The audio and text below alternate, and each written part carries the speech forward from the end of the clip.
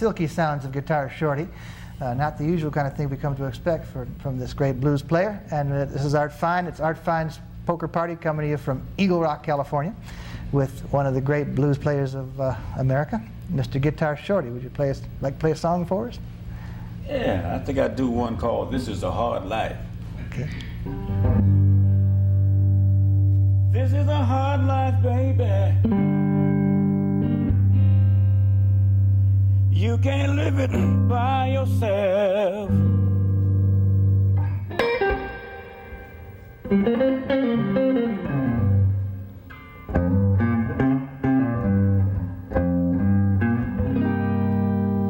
This is a hard life, baby. You can't live it by yourself.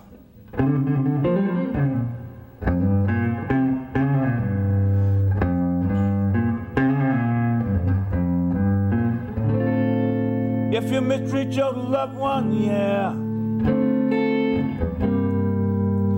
they will get somebody else.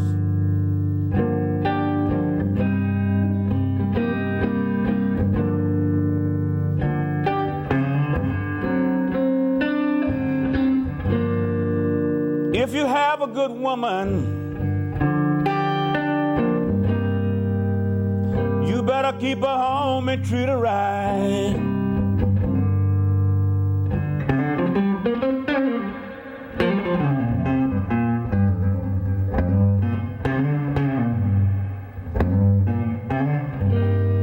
If you have a good woman, you better keep her home and treat her right.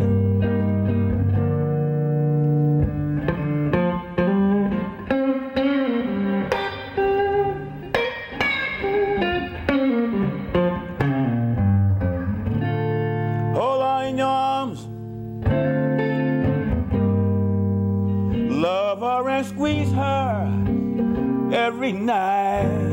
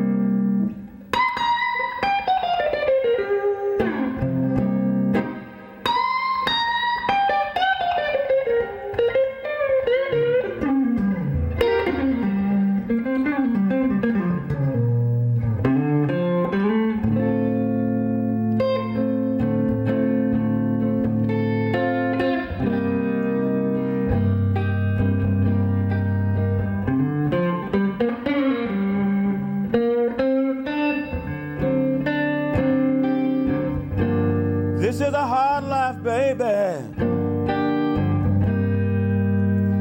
Things ain't like they used to be.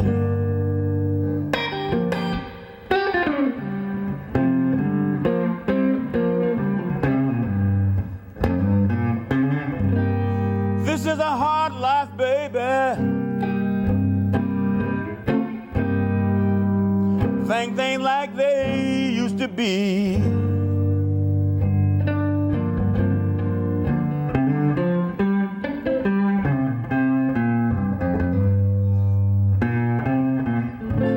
Sometimes I wonder, yeah, why did you leave, oh me?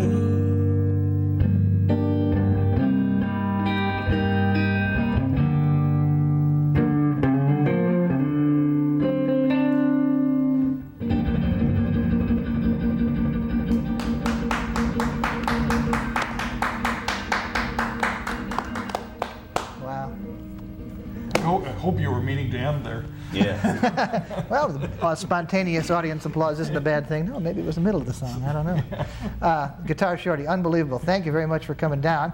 Let me introduce everybody on the panel. First on the far left is Billy Diamond. Billy's been on briefly on our last show with JJ Bad Boy. And Billy is working today for the Tina Mayfield Agency, which represents Guitar Shorty as well as several other blues artists around town. A musician in his own right, had records out in the 40s. Right. And I want to reiterate, because I like the story, that Fats Domino was your lead singer. Yes, he was. In the 40s, and he wasn't named Fats then? No, his name was Antoine. It was Billy Diamond, Solid Cinders. He was a pianist. Was he singing lead? Yeah, he sang practically everything. You know, he taking control of the vocal department. And you gave him his name? Yes, I gave his name Fats Domino. Was Lee Allen in that band too? Was he out there? No, Lee Allen wasn't in that band at the time. He was with Paul Gayton. That's 5 of us then, with Buddy Hagen. But it's like a quintet too. Real great. A man with history that boggles all of our minds here. And we got Mr. Guitar Shorty we'll talk to in a second. I got Todd Everett, a man who has needs no history whatsoever. and so therefore needs no introduction. I was born in the 40s. So, okay, so let's forget about you entirely and talk to Guitar Shorty. Shorty, you live in Los Angeles now. Yes. And you don't have any kind of specific roots. You're all over the country, really. You're born in Houston, grew up in Florida? I spent some time in Florida, yes, as a kid, and I moved from there up to Seattle, Washington. Where, let me get this out of the way, where somebody married Jimi Hendrix or something. No, Jimi Hendrix, what was the connection? No, again? I was married to Jimi Hendrix's stepsister. Is that what it was? Yes. Okay. So. Marsha, which she's up in Seattle now. She's remarried. Well, what year was that when you were up there with Jimi? That was back in the 60s. I say around 62, 63, 64, 65 on up. So you were already a recording artist when Jimi was just learning? Yes, so you guys played together in a familial sense? I mean, he picked up a few things from me, quite a bit. In fact, when I was hanging around here in Los Angeles, I was working at a place called The Web. The Well? The Web, W-E-B-B. And I didn't find this out until after I was in the family. And he said, hey, bro, he said, guess what? He said, I used to go AWL every weekend just to check you out at the Web. Where was the Web? Out on Florence and Broadway. Sometimes I drive by there, and sometimes I see it. I don't know what it is now, but the place is still there. I'll have to take a picture of that for my next book. Next book of LA musical landmarks. Musical History Tour, Volume 2, perhaps? I think so. And you're kind of restrained here on our show because usually your flamboyant guitar playing style involves you tossing it up in the air and playing it behind your head and behind you and everything else. It's a style you developed and that you also were influenced by, what, Guitar Slim? Is that who it was? Guitar Slim, I used to work with Guitar Slim, and I saw Guitar Slim take the guitar and he'd run down an aisle in a club and have everybody move out his way, and he'd run down the aisle and he'd lay down on the floor and kick his heels up. This is the days, we should point out to the youngsters in the audience, before wireless guitar transmitters and that sort of thing. So he had this real long cord. He had a 200-foot cord. And anyway, when he did that, I said to myself, I didn't say it to nobody, I said, if he can do that, I can turn flips. You can do flips. Yeah. And so what I did, a guy named Hubert Lewis that used to work with B.B. King, I was working in his band at the time. And I told Hubert, I said, you know something, I got a surprise for y'all tonight. He said, what? I said, just wait, I'll let you know when I'm gonna do it. So anyway, when time for me to do my show, I said, well, I told him to do a tune in G for me, shuffle. So they started doing it in G, and he said, what's the surprise? I said, just watch. Man, I was on the concrete floor. I ran and jumped up in the air and landed on top of my head. It hurt me so bad. I hit the floor. I bounced back up on my feet, because it hit my head so hard. So anyway, I danced around till I tried to dance that hurt off. And I looked back at the guys, and their jaws was all blowed up playing hard. They're trying to keep from laughing. So I went back over to Bonnie. He said, "Oh, is that the surprise?" I said, "No." I said, I'm gonna do it, man. He said, okay. He said, I want to see it. So I ran out there, man. I tried again, and I hurt myself so bad I got dizzy. And I danced around playing the guitar, just walking the floor, trying to walk that hurt off. When I went back up the way it was, he said, Shorty, he said, I'm not gonna stand there and see you kill yourself. We're not gonna play behind you. So anyway, they walked off the bandstand. Wasn't nobody playing behind me but the rhythm section. And I said to myself, Lord, don't let me hurt myself this time. I said, please help me. Man, I got a real fast run and jumped up in the air, and when I landed on my feet, I didn't know it. And everybody stood up, and that's how I started. Wow. Was it any easier after that? I mean, is it something that once you've learned how to do it, you can keep on doing it pretty consistently? No, I couldn't. I had to go woodshed real hard. I had an old guy named, believe it or not, his name was Billy Preston. And I called him Mr. Preston. He walked up to me and handed me the card. That same night he saw me. He said, give me a call tomorrow. So I called him up the next day. He said, come down to my place. I didn't know he had a school.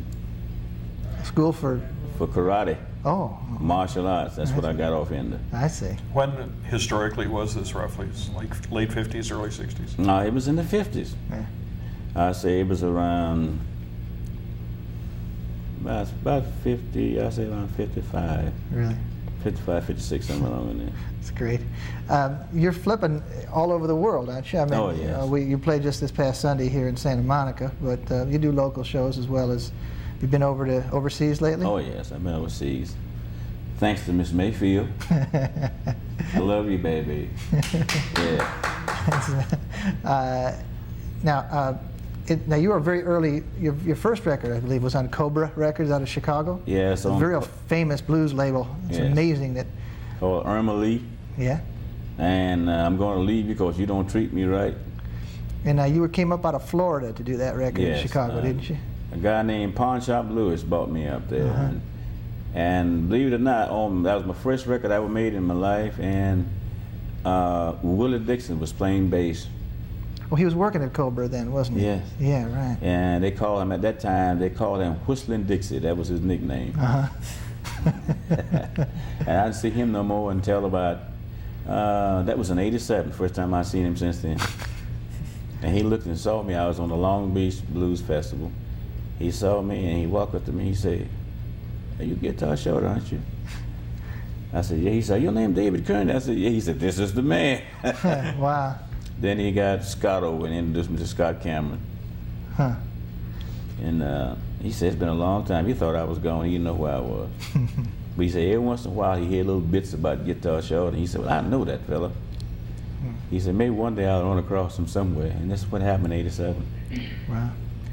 Well, we try to talk and play about equal amounts on this show. We'd like to ask you for another song, if we could. Yeah, I think we should play on maybe longer amounts than talking. Yeah. Right. At least when it comes to us. Yeah. Well, let me see now. What shall I do here? What about The Thrill Is Gone? Sounds good to me. Okay.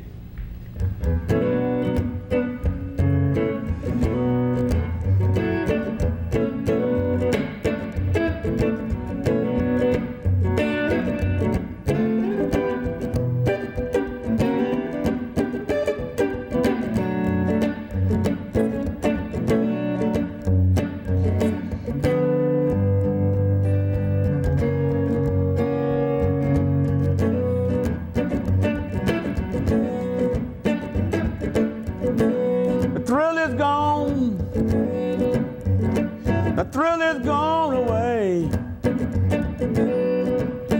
Oh, the thrill is gone, baby. You know the thrill is gone away.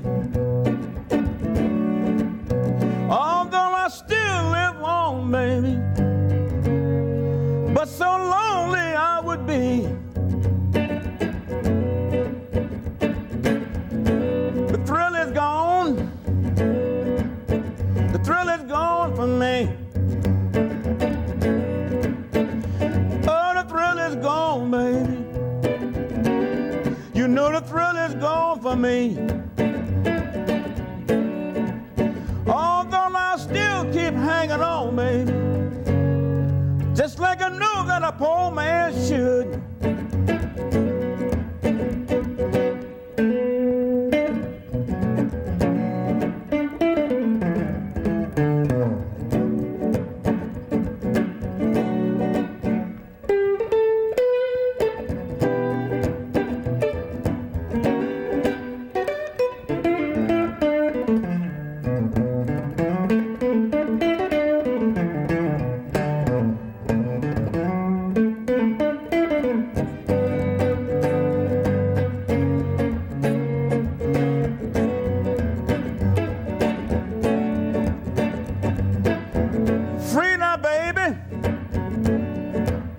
I'm free from your spell. Oh, I'm free, free, free, free now, woman. I'm free from your spell. Oh, and now that it's all over, woman. All I can do is wish you well. The thrill is gone. The thrill is gone for good. Oh, the thrill is gone, baby. You know the thrill is gone for good. Oh, but now that it's all over, baby, all I can do is wish you well.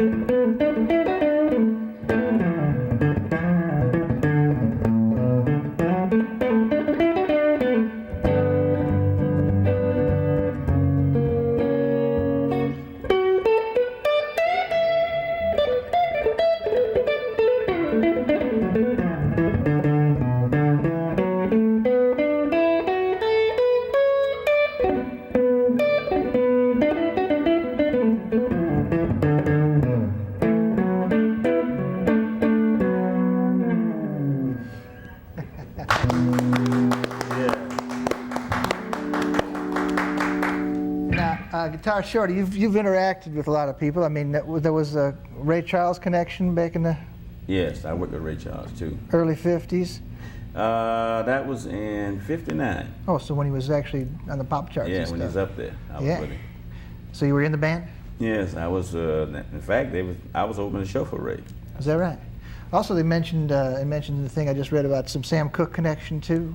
Excuse me just a second. Yes, please. Thanks. Yeah. I was with Sam Cooke, and that's when he had Bob Tate with him at the time. Bob Tate's orchestra, Uh-huh. and J.W. Alexander at the time was working with Sam. Uh-huh. Sam also, that was Lou Ross was with him. Right. George McKern, I thought Lou Rawls was with the Soul Pilgrim Stirrers or the Pilgrim Travelers. the Travelers. That's when I was with him, doing the Travelers. Oh, really? Yes. Oh, you were And with the George gospel. McKern, who you of course best remember from first- Just a Country Boy. Yeah, on A&M. the first record on A&M, or second or third, yeah. That's when they had Cliff White at that time was playing the lead and rhythm. Uh-huh. That's when I was with him. Wow. Was there any B.B. King connection too? You just played a good B.B. song. Oh, I did some things for BB down through Florida. BB was very ill. In fact, he had pneumonia. Uh-huh. And that was out around through Fort Lauderdale, around by Miami and all that area I worked for him. I did some things for BB. Mm-hmm. During the time he was sick. So your recording career, I mean, we talked about Cobra, and in the 60s you were on some labels, and right now are you recording? Yeah, I'm with the Olive Branch right now. Uh-huh. I'm recording. In fact, I'm getting ready to do an album pretty soon with him. Really? Yeah. Good. And Olive Branch is out of where? Out of Santa Monica. Uh-huh. Oh, cool. My latest album that's out right now is called On the Rampage. Mm-hmm. It's doing pretty good. Good. You played... Well, if he works real hard, he'll be able to afford one of those little cameras you can get that basically all you do is point them and shoot them. And you don't have to worry about adjusting things or anything. Little private joke. That would be nice. Little red dot. Yeah, you push the little red dot on the top of it, and Yeah. there it goes. All right. Little private joke for all you. Anyhow, you played Santa Monica just this past weekend. Have you been around? That was Long Beach Uh-huh. Oh, it was Long Beach. at the Reef. Okay, yeah, I saw that thing. I couldn't make it. But are you playing around the United States anywhere else in the next few months? At the end of this month, I will be in Dallas. Uh-huh. I'll be in Dallas at a place called Blues Alley. Mm-hmm. You know, talk about throwing instruments in the air and just acting wild generally now. Guitar Slim was certainly an influence. Did you see anybody else in your youth that had the same kind of exuberance? I'm really interested in the early 50s and late 40s. I don't know if you were going to shows then down in Florida or... No, only person I saw that really impressed me that was out there for his showmanship was Guitar Slim. Uh-huh. And was it in a nightclub or was it in a big hall? Yes, it was in a nightclub. Yeah. Was Slim the first guy to do the long chord and all the showmanship? I know Albert Collins wound up doing it afterwards. Albert Collins got it from me. Yeah. Albert sold me, then he started doing it. And did Hendrix get the guitar behind his head and all of that stuff from you? He sold me. The teeth bit and the one hand bit, he sold me. Now, I read somewhere, not knowing which end of a guitar is up, but I seem to recall reading somewhere that playing the guitar with your teeth, do you actually pick it with your tongue or with your teeth, or how does that work? Well, you use your tongue sometime as a damper. But so you are actually hooking your tooth around the string. Technical note for you aspiring dental guitar players out there. Yeah, that's good. Well, just using your hands, could you play another song for us right now? If he wants to use his... I guess you could use your teeth if you want, but we've got about 6 minutes left of the show. I'd like to hear the tune. Well, let me see here. I think I'd do... I think maybe a little more up tempo than you've been doing. The more we've had too slow. We've been feeling so down and blues. we feel terrible. Like to get out of here a little more cheerful. A little more cheerful. Let me see, what should I do then? I'm trying to think of something I should do. I'm gonna do one of Ray Charles things. Okay. Would you like to hear something about Ray Charles? Sure. Yeah.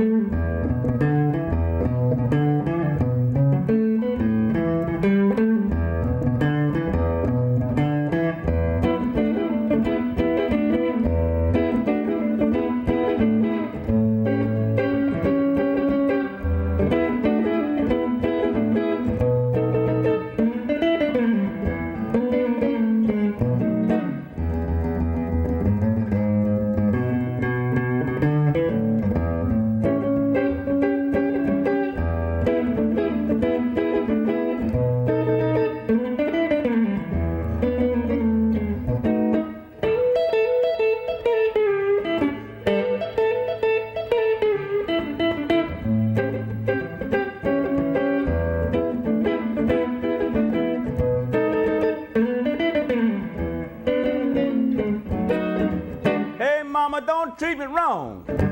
Come and love me, Daddy, all night long, yeah. What I say, what I say.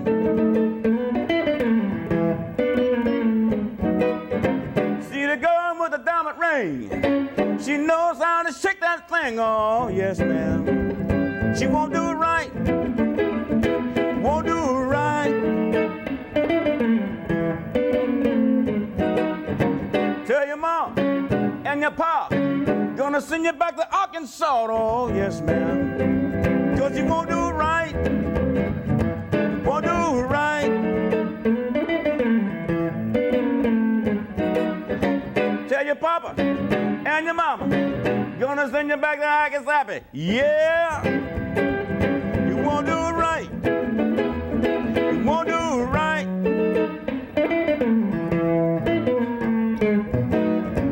Don't want no talking back. Want a brand new Cadillac, yeah. Tell me what I say. Tell me what I say. Hey, oh, hey, oh, hey, oh, oh, shake that thing, baby, shake that thing. Shake that thing. Baby, shake that thing. Baby, shake that thing. Baby, shake that thing.